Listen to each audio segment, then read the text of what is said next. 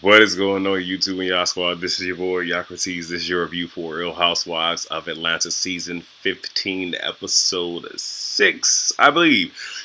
So they, Bravo, start off being very petty and shady. So we get some flashbacks dealing with, Marlo and Candy, and I believe it was the season 4 intro. 3 or 4. But in that particular intro, whatever, Nene was at the very end. She wasn't even there. They just cropped her out completely shady and petty. I know people mad about that because it's like, oh, they're erasing Nene's. Da, da, da, da, da. Look, y'all know I live for the petty, so I ain't even tripping on it. But nevertheless, they're pretty much showing us the history of, Candy and Marlo. And then we get some unseen footage for August 14th of, I believe it was 2020. And you have Candy pretty much saying that, people love to, categorize Marlo by, her mug shots and whatnot, but she's a real nice, kind person. Now, with that, it is understandable because what she's saying is like, in essence, when people see her come at her, that's the first thing to go to, but she is a kind person, da da da. And we've seen in the well, not really this season, but early last season, I think the last time before that, when we saw Marlo of her and Candy actually getting along, which is what she was referring to in 2020. Like, she's a real cool person, and even seeing that Candy was doing for her last season, Marlo just wanted there to be more physical stuff and not necessarily monetary when it was Candy dealing with the boys, even though she had said you're the only one that did for them. But nevertheless, in this scene, we have Marlo talking about her nephew's shooting. And you even see that Candy is embracing her, hugging her, and all this other stuff. So they use this scene, I guess, to sort of kind of prove both of their points later on in the episode. But part of it really just seems like production is really trying to salvage Marlo. But I digress. So we get Marlo with her friends, Justin and Ty. They're her village. They want her to go on a date. Marlo doesn't know what her criteria should be and what makes her smile or whatnot. I know you just don't want to say it on camera, which is fine. Marlo brings up that Candy only used this platform for business and her picking and choosing what she wants to discuss. And she's apprehensive about Courtney's event because Candy is going to be there. And let's be clear, everyone on these shows picks and chooses what they do and what they don't want to discuss. But for us to act like Candy ain't never shared is bull. Candy, we've blamed Candy for oversharing at some point, so it's So if Candy doesn't want to discuss one particular thing, cool, and I get it, elephant in the room, this is something that's happening, but if it's a legal issue, it's a legal issue. Period, point blank. So we get Sonya, her Mommy Nation brand will be on Belk.com, so that's good. Love to see it. Sonya is then passive aggressive with her sister, saying, even though it's good news, but I got family, wanting to quit on me, and that's one of those where I'm gonna keep it above. If I was Sonya's sister, I would have just laid into her right then, because it's just like something as good is happening, but in this moment, are you trying to be happy? You trying to shade me and my family out here? Well, me and my family that I've created. Hell to the no, and to the no. But anyway, Sonya then, hold on, wait, because I want to make sure I did. Yeah, so then Sonya talks to her sister about what Ross said. And her sister, was pretty much like it was, blindsiding that it came from Ross because she feels the setup that currently exists works best for them. Sonya agrees, which she really has no choice but to agree, because let's accept it, because she even said I have a nanny that I don't even have to pay for and live in it, and Sonya knows this. But I think that before she didn't want to just come out and say it, but now that reality is sinking in, just dang, I'm really about to lose the help that I have, let me attempt to try to salvage this. That's kind of where we're at right now. So her sister says that, no, I'm sorry, I'm skipping ahead. Sonya says that, she agrees and will have a conversation with Ross about a realistic timeline. Her sister said, oh, we're leaving regardless. And there's going to be a gaping hole when we leave, but you don't want to fight for this, and it's appalling. So it's just, You know that when we leave, there's going to be this massive gaping hole. And it's going to affect you, but you know this, you understand it, but you're not willing to fight for it. And rather than Sonya really being like, yeah, you know, you're right, you're like, but I thought you just said you're leaving regardless. Okay, you're playing hardball. And she said, and here's the thing, yes, they're leaving regardless because for them to continue to stay there, y'all keep on holding this over their head. Like, we know what it is. You feel me? But again, hey, Sonya, a hard head make a soft you know what, so you'll learn. And yeah, pretty much it. I mean, it was a cool scene, but you know, we all know everything came at the end, right?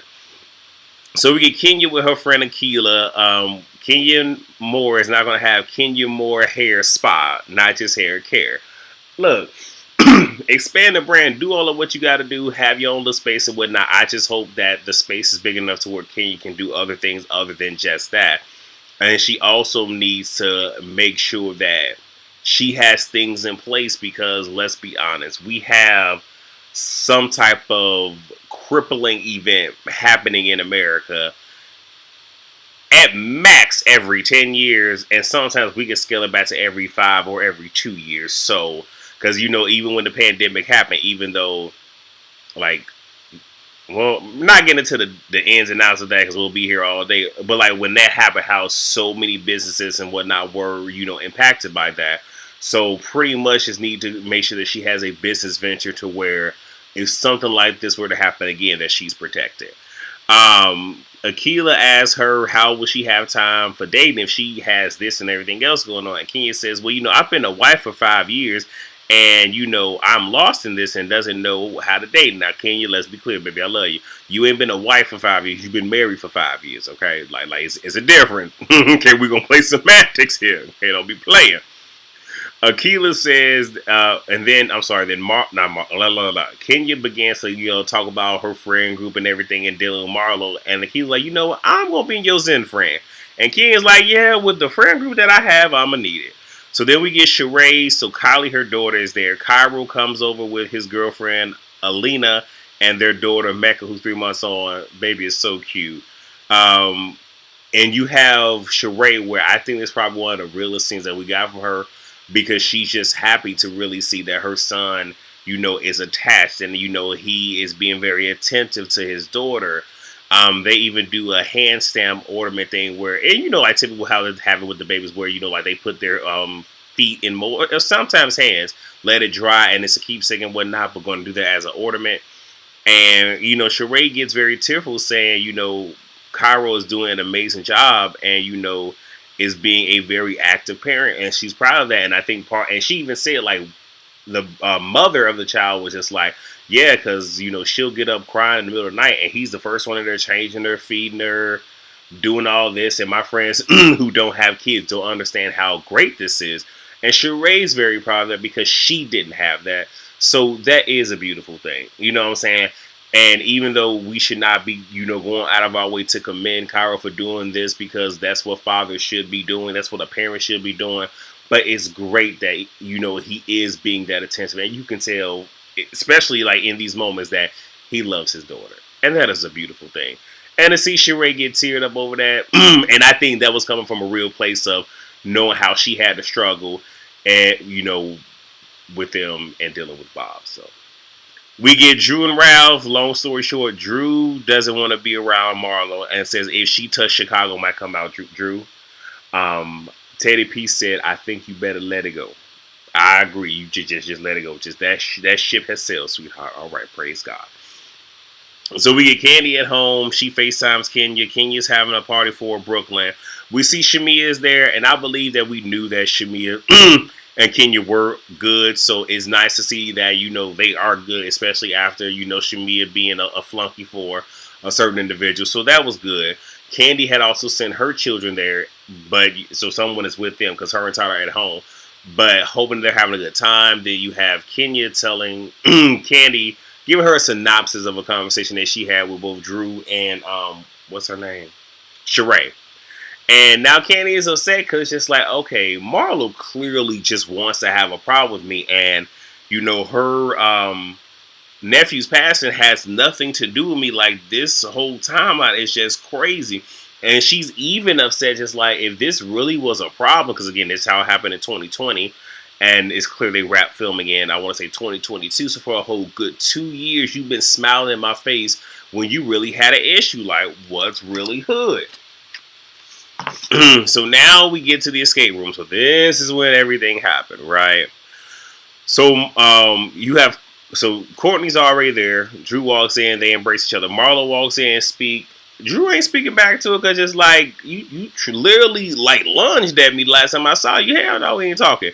Moneta comes in, then Sheree, Sonya, Kenya, and Candy walks in, and you can tell there was a chip on that shoulder. And everybody even said when she walked in, the energy shifted. I mean, maybe that's just what happens when a ground sign comes in the room. I don't know. But anyway, you know that happened. So Candy asked Marlo, like, well, she was like, my energy is off, obviously. So what happened with me and your cousin?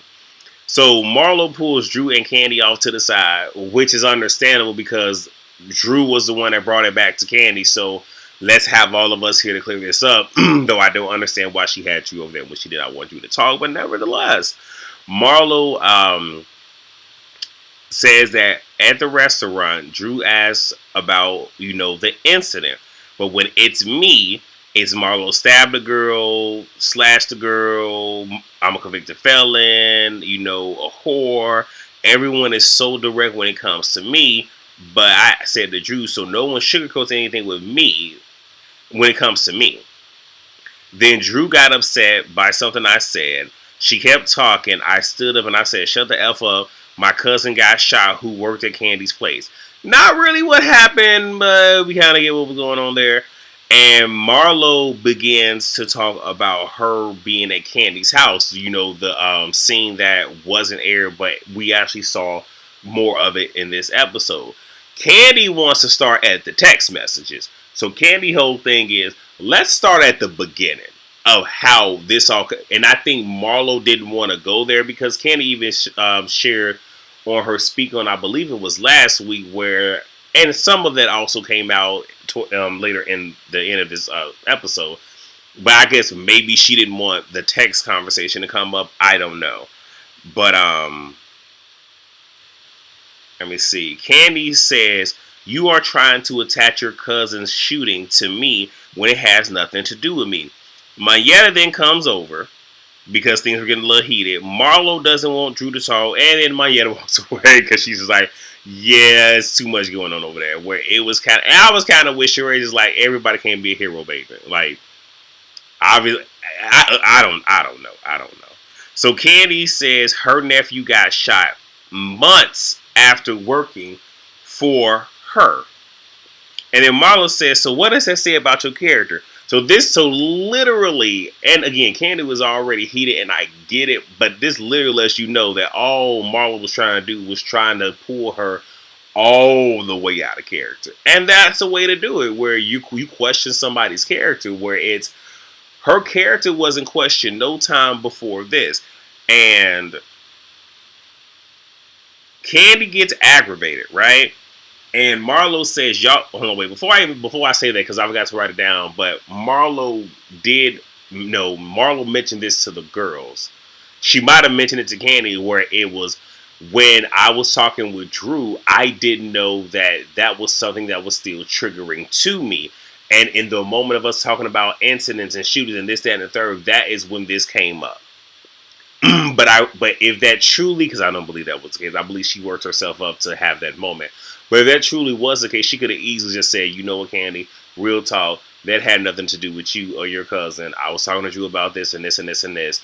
And just in the moment, of dealing with that. And, I've also been seeing a life coach. So, and one thing I will say, real talk, even though life coach, therapist, different things, when you are going through therapy and you start to unpack stuff, you realize that in order to unpack one bag, you have to unpack another, and it'd be a whole lot of stuff. And sometimes things get drenched up that you didn't even know that you were still holding on to. And a lot of times, and I've learned that trauma is locked up in our muscles. And sometimes, if there's a place in your body that's real, real tight, it's probably some trauma that's locked in right there.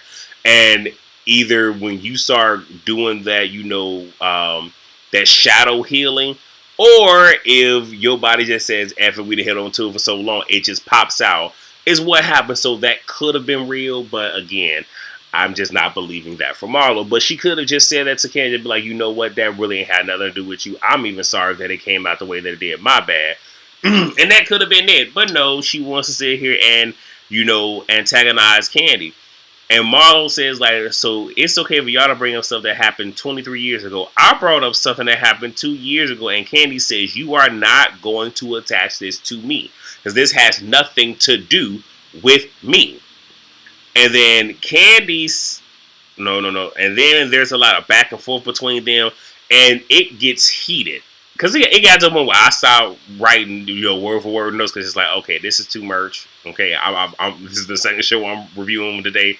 I'm not getting carpal tunnel. But Kenya sees like, okay, this starting to sound like pillow talk, Candy. Let me go get her. And she is the main one that is keeping Candy back. Everybody else is on Marlo, and Kenya is doing a good job of keeping Candy, because Candy just like, and pretty much look at her like, let me go. And Candy even says to her, and I'm paraphrasing, if she nuck, you better not touch me. I felt that. I really did. Where it's just like, if they pop off, please don't get in my way. And because we know Kenya stepped in because, okay, girl, you got businesses, multi-million-dollar, you got projects and whatnot. We don't need you getting there. But I also get Candy where it's just like, you not finna keep on doing this, and everything that Marlo is trying to do, attempting to do, can negatively impact her businesses. And I know a lot of people hate that we always talk about Candy's businesses, but that's real.